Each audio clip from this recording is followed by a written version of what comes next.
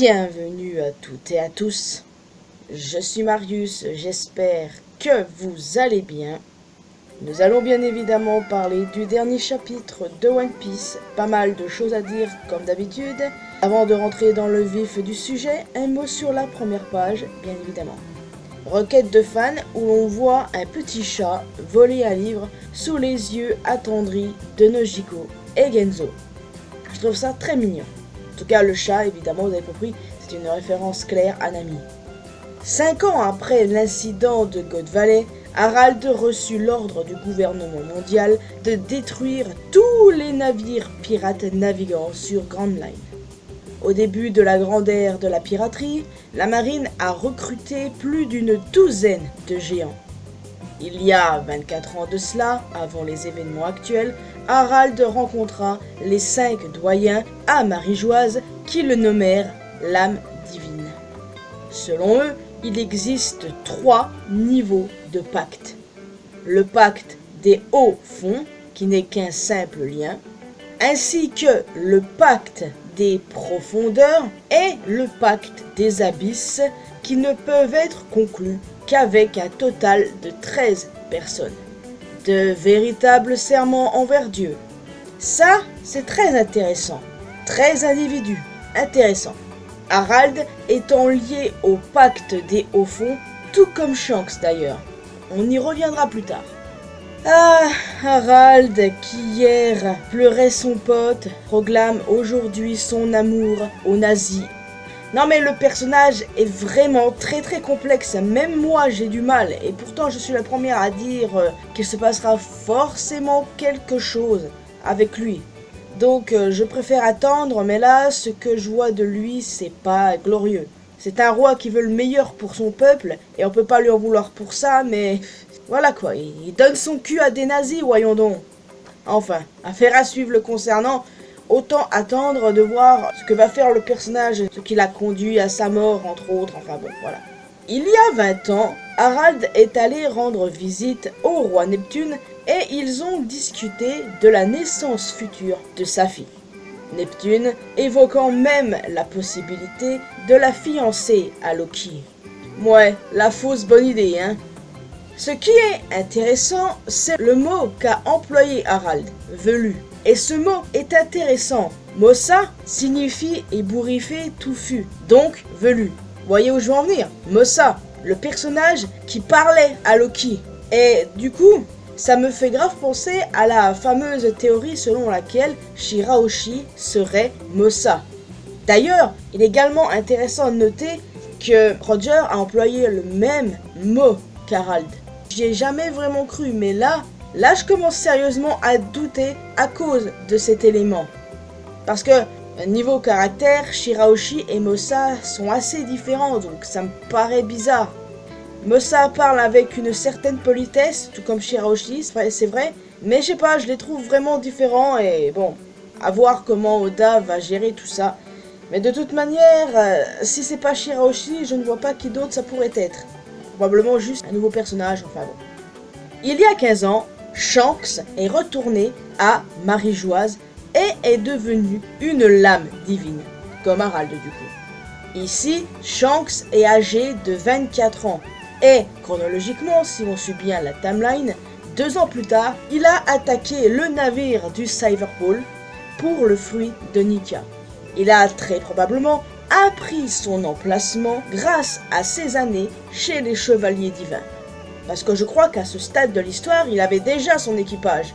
On voit qu'il a des pansements qui cachent sa cicatrice à l'œil gauche. Ce qui indique qu'il a bien reçu avant ses 25 ans, vu qu'à ce moment-là, il l'avait déjà. On peut donc supposer qu'à ce moment-là, il l'a reçu très récemment de la part de Teach. D'ailleurs, ce clochard d'Harald a failli griller sa couverture, démontrant qu'il l'a déjà rencontré par le passé. Probablement dans le cadre d'une rencontre entre Harald et Roger. Enfin, Oda développera tout ça dans le flashback de Shanks de toute manière. Et j'ai super hâte. On a également appris que Shanks a aidé Fisher Tiger à faire évader les esclaves de Marie-Joise. Avec tout ça, on peut donc en conclure que Fisher Tiger a été réduit en esclavage 2 fois, ce que certains trouvent incohérent. Ils disent que c'est un retcon. Sauf qu'en fait, c'est loin d'être le cas, c'est assez facile à comprendre pour le coup. Première étape, Fisher Tiger s'est échappé après des années d'esclavage, est allé voir Neptune et lui a fait savoir qu'il comptait y retourner pour sauver les esclaves. Ensuite, il escalade Redline à main nue, mais il se fait choper et se fait emprisonner une seconde fois. En même temps, qu'aurait-il pu faire face au chevalier divin? Il aurait été tué dans la seconde, donc j'imagine qu'il a capitulé. Donc, après s'être échappé de nouveau, il a été aidé par Shanks à sauver les esclaves, dont les sœurs Boa et Koala, créant ainsi le fameux incident. En vrai, je ne vois pas en quoi c'est incohérent parce que c'est assez facile à comprendre. Surtout qu'il a pu reconnaître un chevalier divin quand il en a vu un. Je veux dire, il connaît l'existence des chevaliers divins. Bon, il nous faut une confirmation niveau date pour que ce soit plus clair, mais honnêtement, je ne pense pas qu'Oda aurait fait un retcon de ce genre. Je veux dire, oui, One Piece, il y a quelques petits défauts ici et là, je le reconnais, d'accord? Mais je n'imagine pas du tout Oda faire une erreur de ce genre, changer des choses comme ça. Non, clairement pas. Et me traitez pas de suceuse ou de quoi que ce soit, non. Là, c'est la logique qui parle. Je veux dire, je ne vois pas du tout faire une erreur aussi grosse que ça.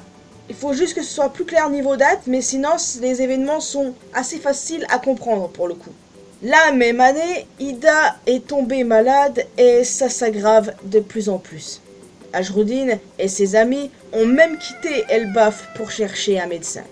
En fait, Ida a été empoisonnée par les résidents du village natal d'Astrid pour l'empêcher d'épouser Harald et de perturber la lignée royale. Quelle bande de fils de pute! Donc Loki, quand il apprend ça, il pète un câble et incendie le village, déclarant qu'Ida est sa seule mère.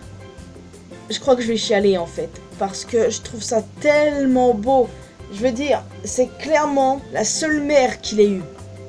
J'étais trop émue quand j'ai vu ça, vraiment très émue. Je trouvais ça beau et maintenant, je veux une scène où Ida dit que les yeux de Loki sont beaux. J'en ai besoin, s'il vous plaît. Je veux plus de moments entre les deux avant qu'Ida meure, s'il vous plaît. Parce qu'elle va mourir, ça c'est sûr. Elle va mourir, son état s'aggrave et ça me fait chier. Parce que ce personnage est vraiment très sympathique et l'un des meilleurs personnages de l'arc encore. C'est une personne trop gentille. Je vais tellement câbler quand ça va arriver. 100% ça va arriver dans le prochain chapitre, hein, je le sens déjà d'ici. Être une daronne dans One Piece, c'est pas facile, hein. Parce que t'as 99% de chance de mourir. Enfin, quoi qu'il en soit, j'ai quand même hâte de voir la suite, bien sûr. On est sur Loki, là. Et c'est trop génial. J'attendais ça avec grande impatience. J'adore le perso. Après Xebec, j'avais bien besoin de ça. Je veux tellement le voir rejoindre les Mugiwara. Il est tellement Mugiwara coded. Mais il est trop grand par rapport au Sunny. Tant pis, après Yamato, je ne suis plus à une déception près. Donc, ce qui est cool, c'est qu'on va aussi savoir ce qui est arrivé à Harald, dans quelles circonstances et pourquoi il a été tué, qu'est-ce qu'il a foiré exactement. Quand on se souvient des propos d'Imu, qu'est-ce qu'il a fait pour finir comme ça? Je veux dire, il a été tué par d'autres soldats géants, mais qu'est-ce qui s'est passé? Est-ce que c'est Harald qui a été demi-réversi? Est-ce que ce sont les soldats? Vous connaissez déjà mon opinion à ce sujet. Harald s'est fait demi-réversi et Loki a été obligé de le tuer. En vrai, ça me paraît assez évident. Enfin bon, on verra, n'est-ce pas? Donc voilà les amis, je vais vous laisser ici. J'espère que vous avez apprécié cette vidéo. N'hésitez pas à me dire ce que vous avez pensé du chapitre, les amis. Est-ce que, comme moi, vous avez hâte de voir la suite avec Loki, voir ce qui est arrivé à Harald? Est-ce que, comme moi, vous avez du mal avec le personnage d'Harald, dans le sens où, oui, il le fait pour son peuple, ce qui est honorable, mais donner son cul à des nazis, quand même... Bon, le personnage est complexe, comme je l'ai dit, il est très complexe, et les fans de One Piece ont un peu du mal à le comprendre, et bon, là-dessus, je leur en veux pas, c'est comme pour Garp au final, mais je me suis déjà assez étendu sur leur sujet à tous les deux. Aussi, bon, n'hésitez pas à me dire si vous croyez à la théorie selon laquelle Shirahoshi et Mosa, personnellement, j'ai un peu de mal pour le coup, et du coup, si Ida va mourir ou non, de toute façon, 100% elle va mourir, et ça me fait chier, vraiment. Donc en plus d'un commentaire, n'hésitez pas à laisser un petit pouce bleu, ça fait toujours plaisir. Vous pouvez me retrouver sur mes réseaux sociaux, les liens sont bien évidemment dans la description. Et le plus important, abonnez-vous à cette chaîne ainsi qu'à ma chaîne secondaire pour qu'on puisse se retrouver dans une prochaine vidéo. Et n'oubliez pas d'activer la cloche notification bien sûr. Bye bye.